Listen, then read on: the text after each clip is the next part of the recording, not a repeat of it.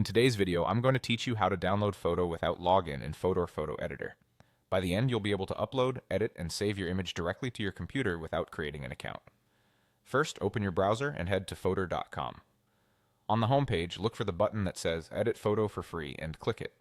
This opens the editor in a new tab, so don't worry if the page you are on stays put. Give it a moment to load, especially if your connection is a bit slow, because the editor is a full web app.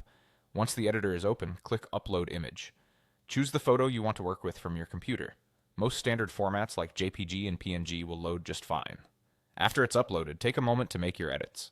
Adjust brightness and contrast, crop the image, or apply filters until it looks the way you want. Keep an eye on the preview so you don't overdo any effect, and remember that you can undo changes if something doesn't look right. When you're happy with the result, click the download button in the editor. This brings up the download options. Here, choose the file format that suits your needs. If you want a smaller file for quick sharing, JPG is a good choice. If you need a crisper image or transparency, choose PNG. PNG files are typically larger but preserve more detail and any clear backgrounds. After selecting JPG or PNG, click Download again.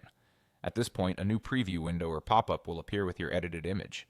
If your browser blocks pop-ups, you may need to allow this one so you can continue. In that preview, right-click on the image and select Save Image As. A Save dialog will open. Pick a folder you'll remember, optionally give the file a descriptive name so it's easy to find later, and click Save. The image will download directly to the location you chose. That's all there is to it. You went to Fotor, uploaded your photo, made your edits, chose the format, and saved the final image without logging in. If anything looks off after saving, you can always hop back to the Editor tab, tweak your settings, and repeat the download steps. Also, be mindful of image ownership and usage rights if you're editing photos you didn't take yourself. Thanks for watching, and enjoy your newly edited download.